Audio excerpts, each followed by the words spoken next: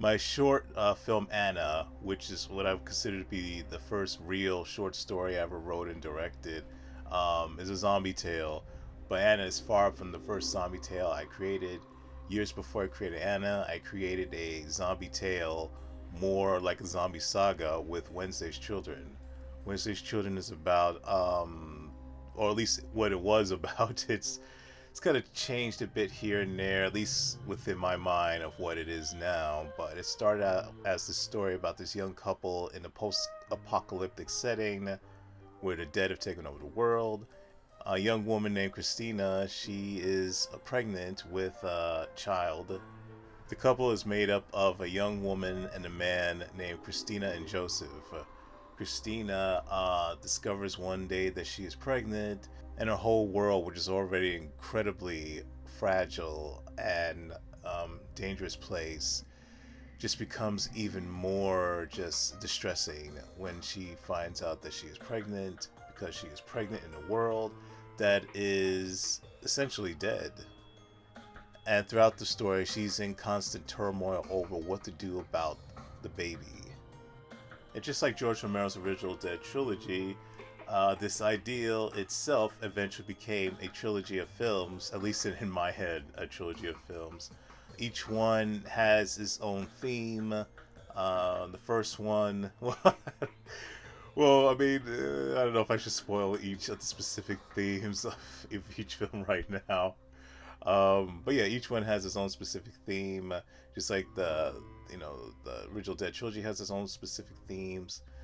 Yeah, I've been waiting a very, very, very, very long time to make this a reality in terms of making it a series of feature films. So far, I've only been able to make two short films based in the world of Wednesday's Children, but I still feel very thankful that I have able to even do that. I've written three different scripts, like feature-length scripts, for at least the first installment of Wednesday's Children, and each one is very, very different from the other. Um, the latest version I have right now is a much more isolated tale, like than the first two. The first two are more expansive. I wouldn't say epic, but definitely just a lot more broader, a lot more things in terms of like going to different locations, bigger cast of characters, just more of everything. This latest version of Wednesday Children that I have written um, basically takes place in one location. Like 99% of it takes place in one location, and has maybe three principal characters, maybe four, depending how you count it. Yeah, but even though it's the most smallest version I have so far, at least in terms of like, story elements and such, it's the one that I like. I think emotionally is the most satisfying, even though there are definitely scenes in the previous versions, previous drafts I wrote that I do like a lot and I do miss. Um, but yeah, like putting things into motion right now to go ahead and get that the most recent draft of Wednesday's Children to be finally produced and released, and then I can move on to the rest of the installments in this trilogy.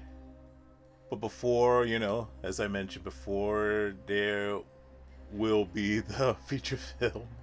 There were the two short films that I did, and I'm not gonna talk too much about the second short film, only because not a lot happened. Like in terms of the making of it, like I wrote it pretty quickly, and we filmed that one pretty quickly in the day, and it just there wasn't a whole lot to it, so I won't be speaking too much about it. Even though it's one that I really, really like a lot. I really like both of them a lot.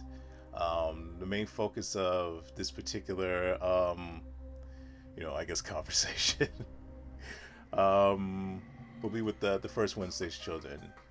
And so the first Wednesday's Children I had made back in 2014. So this was at the beginning of 2014, and I wasn't in the best place emotionally, and my life wasn't exactly the best place either. And it had been a few months since I had made Anna, and I was like feeling like depressed. I haven't got anything off the ground, like in terms of a new project. Like I was hoping I could go ahead and work on Anna 2. Like I had an idea for a short film Anna, even though I hadn't written anything else, but I had like a kernel of an idea. And yeah, I wasn't just able to get that off the ground or anything else off the ground. And I remember like reading this article about this guy who had made a short film. Well, it could have been a full length feature, but then like the highs of like going ahead and you know putting your work out and putting your work out into the world, and people watching it, going to festivals, having it reviewed and all that stuff, like the highs of all the great things that can happen when you put a film out into the world. But then after all that's done, and all you have is just a film, and that's it, which is all you need at the end of the day. But it's like all the exciting things that happens when you release a movie, when all that dies down, then it's kind of like there could be a possible low, like okay, everything great has happened, but now all that's done, now what?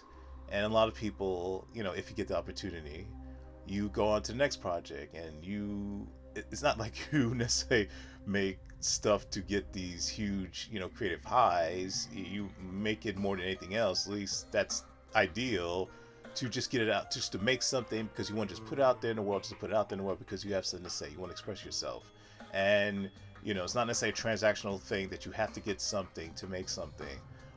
But it is nice to receive something when you put something out there. And I just remember the filmmaker talking about like he suffered this depression after it was all over, in regards to a particular project, and I was like suffering something similar, and so I just decided right then and there, like I didn't want to be depressed anymore, and I really need to go ahead and put all this effort into making the next thing. And so I decided right then and there, no more waiting. I'm gonna go ahead and make Wednesday Shouldn't Happen, just like in January 2020. I'm sorry, January of 2014. And so I went ahead and I started assembling, the cast, like in terms of getting actors. I did that. I cast the actors. I went ahead and polished up the script, to make so that I could feasibly shoot. I also went ahead and I prepared. I launched a Indiegogo campaign for it, and originally, like I was going to do like a feature film of Wednesday's Children. That's what the the campaign I had in mind. But then after some thought, like yeah, like and after somebody had talked to me, say yeah, maybe you should start small, just do a short film version of it. And so I did that. Launched Indiegogo. Didn't reach my goal. Not nowhere even close. But I did raise enough money, to go ahead and make the version of the film that I made, and I'm so thankful, um, for everyone who contributed to my Indiegogo campaign. You know, Thank you all so much for helping to make this dream possible, making this short film. And so the months went on into 2014, and there's definitely like with all I'm not gonna say with all projects, I'm not gonna say with all film projects, but often with film projects, whether it's a micro budget thing or a huge $200 million type of thing or more, there could be a lot of starts and stalls, and yeah, so I remember you go ahead and you make all this progress, I got the actors, I got this, I got that, I got the location, and all of a sudden you don't have the location. I remember I was looking out, I was location scouting, and I had come across this through a filmmaker who I knew. He had gone ahead and he got me in contact with someone else. I'm thankful to that filmmaker who helped me out. Even though it didn't necessarily pan out well in the end, I'm so thankful they took the time to help me out to find a location. So this filmmaker helped me get in contact with this guy, and he was a nice guy. And it's just someplace in Queens. I think it's maybe Astoria or something. Um, but anyway, and the guy was nice. Said you could film here in this apartment. I could film there for nothing. He just need to go ahead and talk with his roommate, and and then like the deal would be sealed, and I could film there when I needed to. And I thought, wow, awesome. And I thought, like, wow, awesome. And then, like, I think it was the next day or so, he had gotten back to me, and the guy had said, his filmmaker. And then I believe it was the next day or so, and the guy got back in contact with me and told me he had spoken with his roommate, and his roommate wanted to go ahead and charge money. It was like, you can film here, but he wanted to charge me this, and then he wanted this condition and that condition. The fee that he wanted for me to shoot in his apartment was too much, and the conditions he asked for were not exactly the most reasonable. So I told the guy, hey, thank you so much for your consideration. But I won't be able to film, in your apartment. And I held no animosity towards the guy. It was his roommate. And again, the roommate could charge what he wants and stuff like that. It's his apartment along with the guy, but it's just like, But I didn't hold any animosity towards the guy, and I told him thank you so much for your consideration, and I moved on to trying to find somewhere else to film. And then I was telling a friend of mine, Ariana, who had helped me with making Anna. She starred in the film. She had said, hey, like, she heard what the situation I had with the location. She said, why don't you go ahead and film in my apartment? And I'm like, really? I'm like, okay. And I was so thankful that she allowed me to do that. And not only that, Ariana also helped, with lighting, and helped me with a whole lot of other things with filming this film. And I'll always be forever grateful for that. And so yeah, at this point we had just about everything we had to make the film, like makeup person, actors and all that. And eventually I got everyone who I needed and everything that I needed to go ahead and make this project a reality. And we started filming in the middle of August of 2014. It was a 3-day shoot. We day 1 and 2, I think it was August 16th and 17th, and the third day was the following weekend, August 23rd, I think. We shot in downtown Manhattan, and the cast and crew comprised of trying to remember everyone's names. The lead actress who played Christina, Rebecca Canavan. She actually was one of the final contenders for the role of Anna. And I remember she gave such a great audition for Anna. I had asked her, hey, do you want to go ahead and play the part of Christina in this film? She said yes. Alexander Zarbis, he played Joseph. My brother Kevin, he played the Nightmare Zombie. And also I played a zombie in this film. I played a zombie that is chasing Christina and Joseph in the beginning of this tale. In terms of the crew, is Ariana. She, as I mentioned, she was part of the crew. Jessie Ng, she was a cinematographer. Jackie Mazzaro did the makeup. Ruben Aloa, I'm sorry if I didn't pronounce it correctly, he did the special effects. Renato Brea did the sound along with Esteban Moya. Also want to give a shout out to Harry Vasquez. He was the owner of the apartment I had filmed in. I am eternally grateful for you allowing me to film inside your home. So I remember like it was yesterday, me arriving to the location. Like I was outside the apartment building we filmed in, and I was sitting on this bench because I had gotten there quite early, and just sitting there thinking like, man, like I don't know, I wouldn't say I was really filled with nerves, not in the same way like I was when I filmed Anna, but I definitely was kind of nervous. But at the same time, like excited, like finally, like the first, like I don't, what was the first story I had in mind? But one of the earliest stories I had in mind, like that was finally getting the chance to film it, because I had many other stories, many other films, sagas in my head that I wanted to film. And maybe one day I'll talk about the unmade stuff, and which will probably always remain the unmade stuff, that I had in my mind. But yeah, I just remember just sitting there. That wasn't actually, I think it was kind of like warm that day, because the thing was like, I remember we couldn't turn on the AC because it was summer. It wasn't like scorching hot that day, but it was definitely warm. Like, it was comfortably warm inside.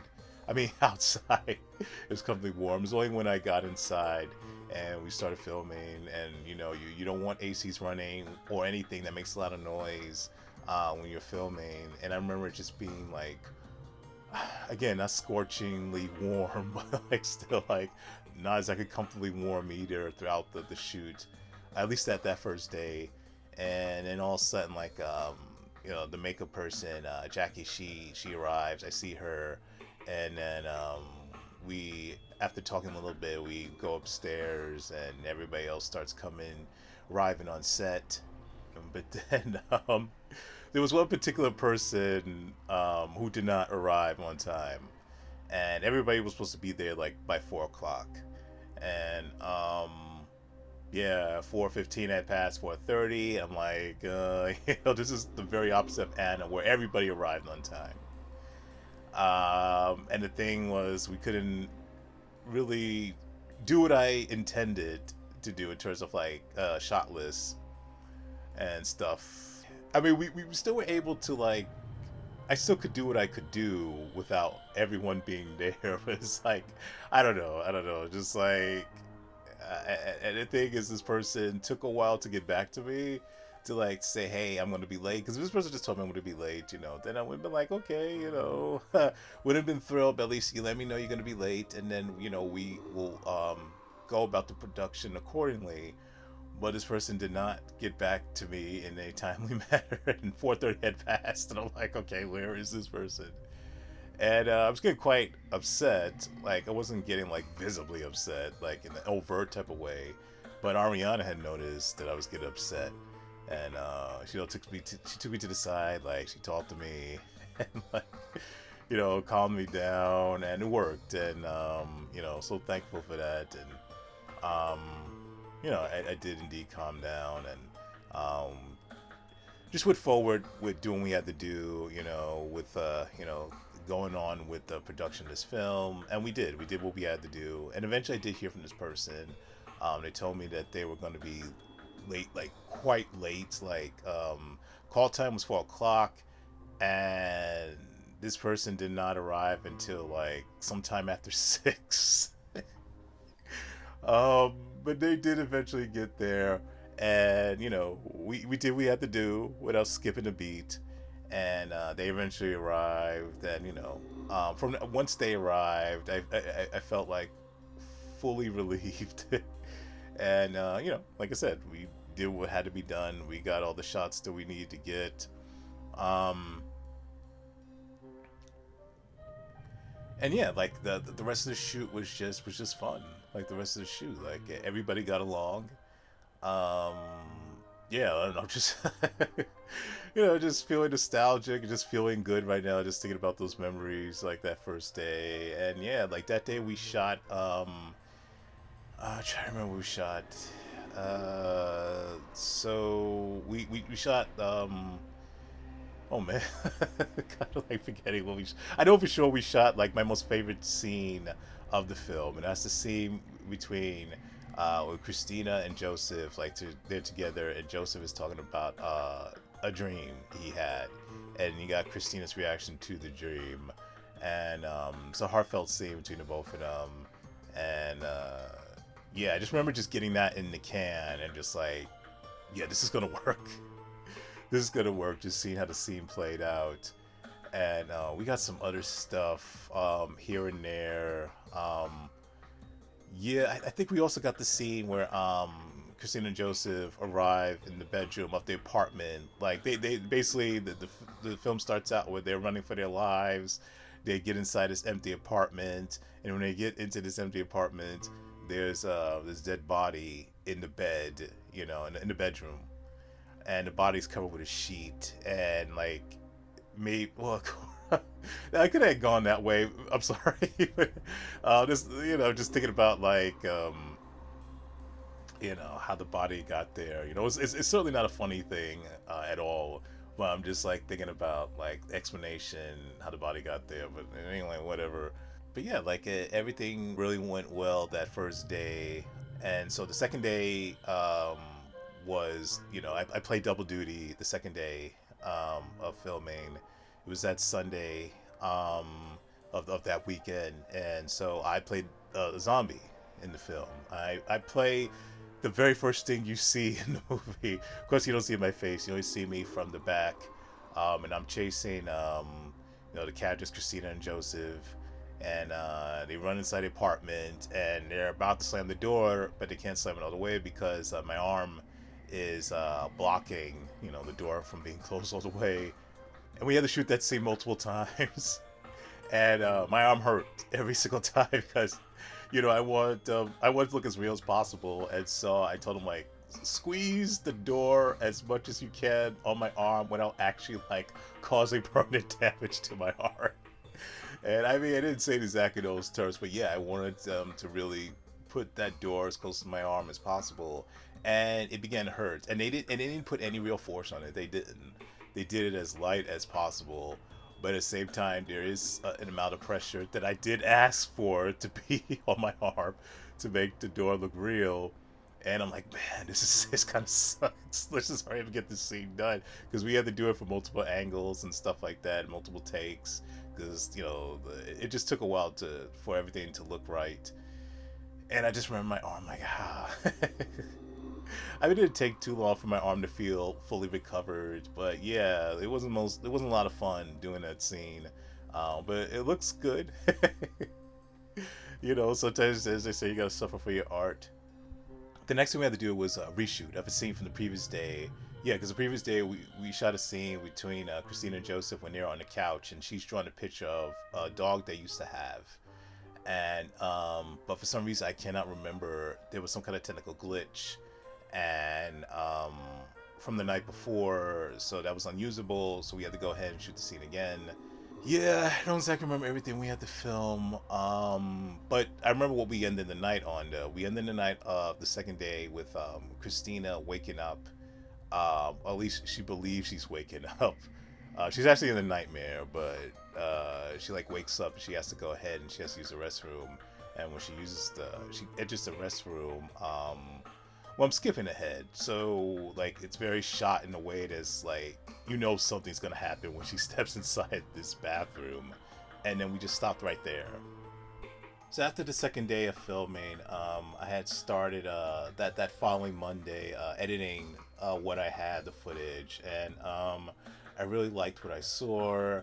Like I was really feeling good about the project, and I just hoped that that the third and final day would go smoothly as the first two did, and I would have something in the end that would be worthwhile.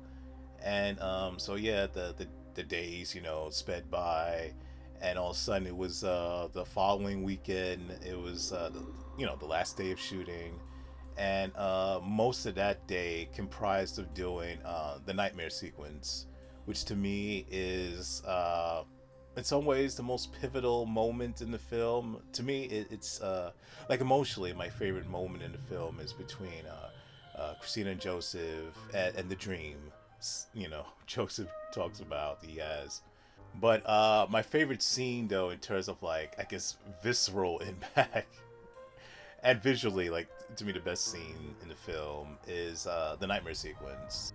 The day of the nightmare sequence, like I was fully prepared in terms of like having like a shot list and storyboards and all that, and but just I don't know, it just what I had, just it was just too much. Like everything I wanted to do was just too much. Like it took a while to get going, get the rhythm going on like filming this scene. Like things were stalling and just I don't know, things just weren't working. And Jessie, my cinematographer, she has suggested like, yeah, we need to just scrap the shot list. We need to scrap the storyboards, and we just need to just do all this on the fly, just for us to get going, to get some traction. And I'm like, yeah, let's do this, because what I had in mind is just too much. It was too complicated, and and we both came up with ideals to go ahead and just to get this scene going, get this scene filmed. She came up with the bulk of the stuff, and she came up with a lot of great ideas, a lot of great shots, and yeah, like once we did that, like the everything just came together, everything just went quickly, efficiently, and yeah, like it was a lot of fun, getting that scene filmed, a lot of work too. But yeah, it's a piece that I'm very very proud of. Everybody was great in the scene. Everybody who could make great contributions to the scene.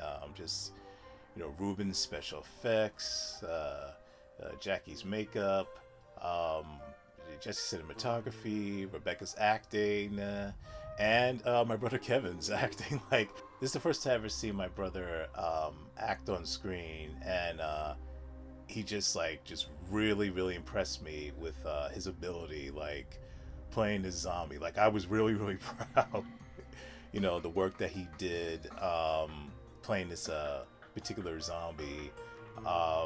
And yeah, I'm like, yeah, he has it. He definitely has it as an actor.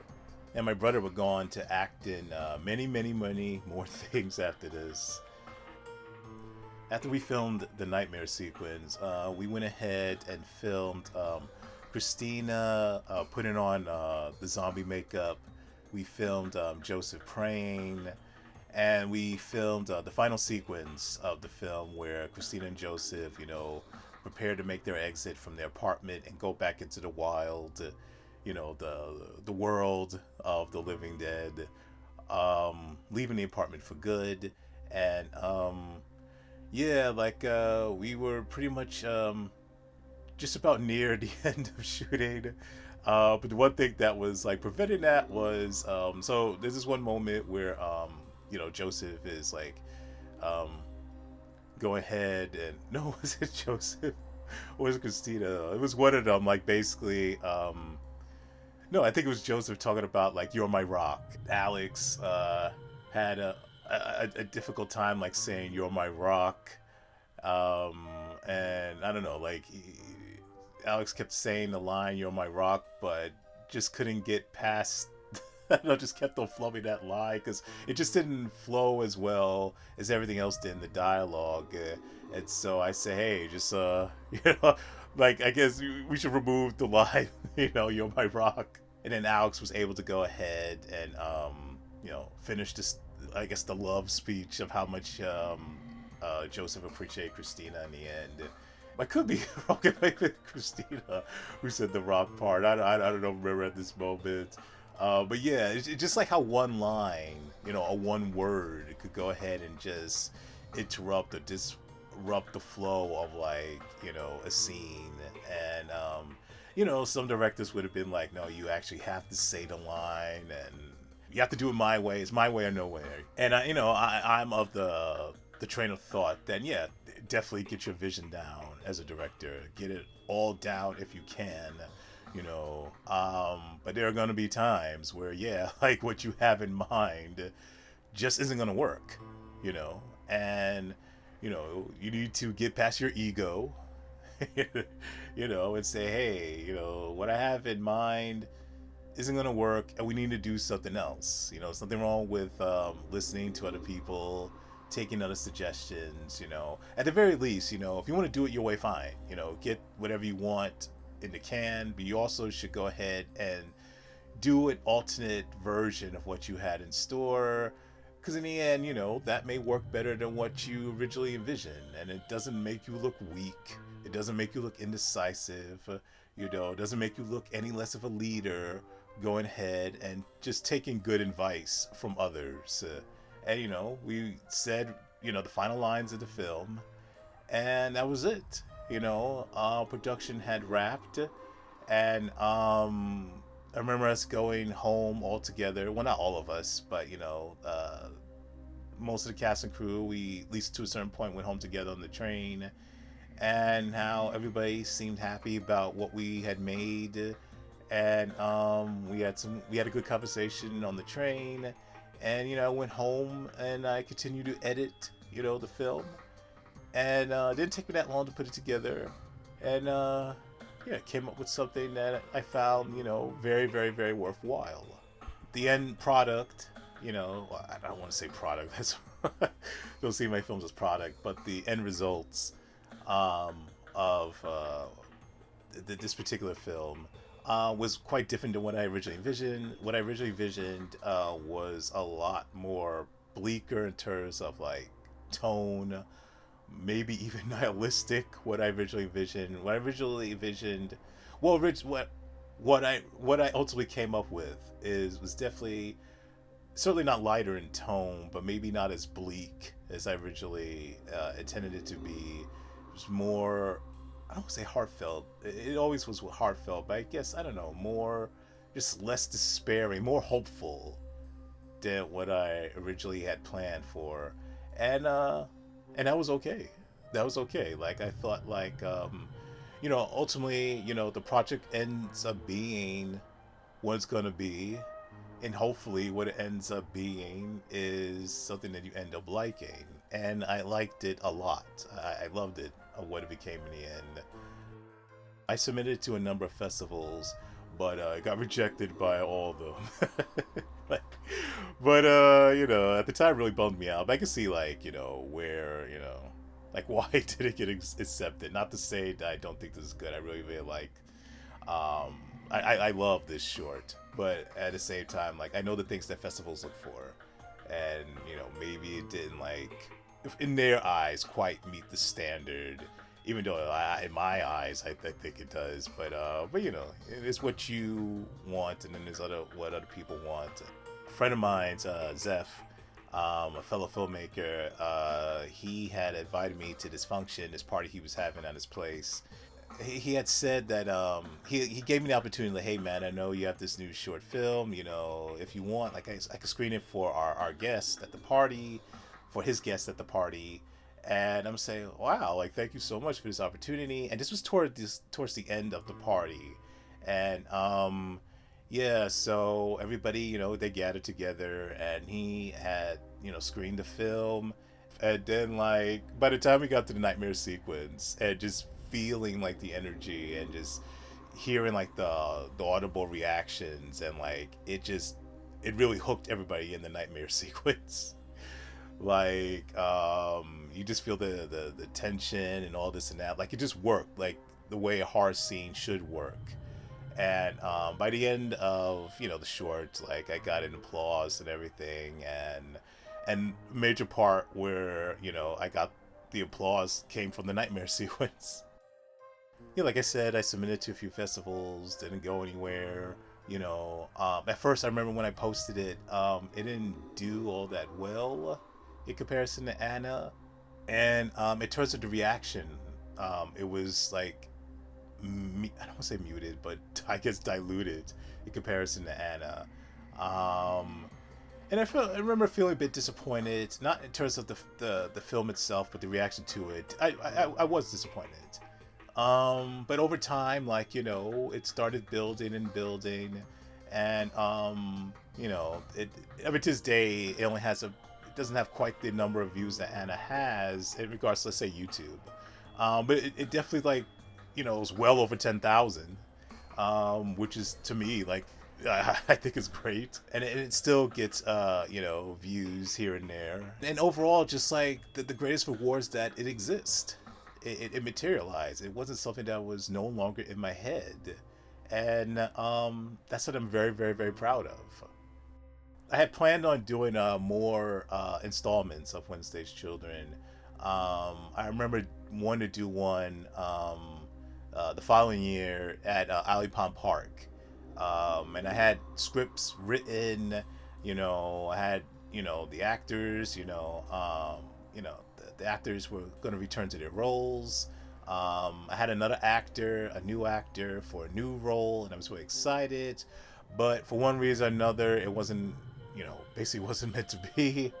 and I had to cancel those other installments. This particular installment was supposed to be, or short film, was supposed to take place like, in the wild. Is Christina and Joseph, back out into the, the living dead world, and them coming across, zombies, and this new character called Rose. Um, like I said, it wasn't meant to be. Had to cancel that, and not happy about that. Really looking forward to doing that, but ultimately it was a blessing because my focus had shifted from making more shorts in the world of Wednesday's Children to focusing on the Sin Reapers, and which is a project that my brother Kevin, created.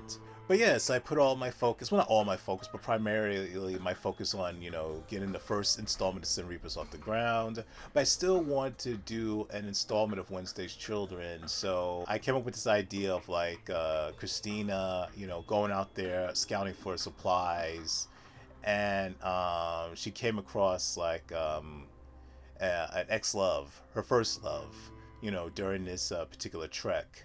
And the role of her first love, I gave to this actress named Raquel Simone. Well, I had her audition for the part, for a part in the first Sin Reapers episode that we did. I gave the role to someone else, but I was really impressed by Raquel's audition. So in a way, like I actually created this role for her because I really wanted to work with her, and I gave it a part of Christina's first love. I think the character's name of Christina's first love was named Sarah, and yeah, so we shot that. It was called the name of the short is called Wednesday's Children Christina, because the focus of this was mainly Christina.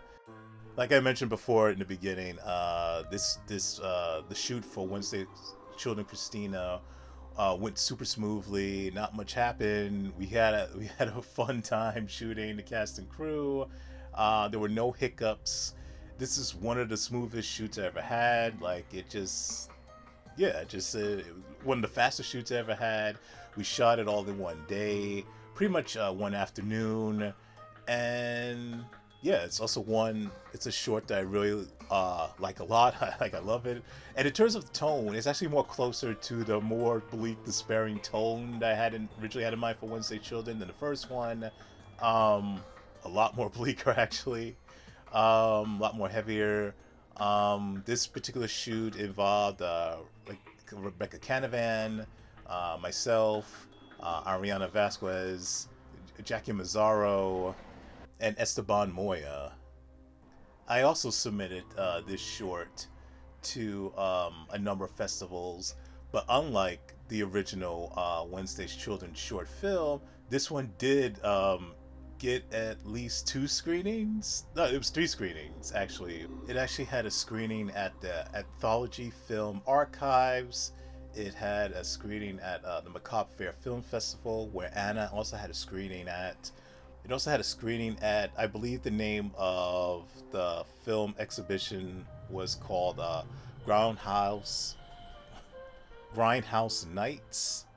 Yeah, that was a really good screening. I mean, all of them were really good screenings. At the time, I was hoping that I could make more Wednesday Children short films. I had this one idea that was actually set at Christmas. One that actually would still like the film, or in one way or another. But alas, it has been more than a decade, and I haven't been able to film any more like Wednesday's Children, like short films, or any other type of projects. But that's okay, because everything, in its time.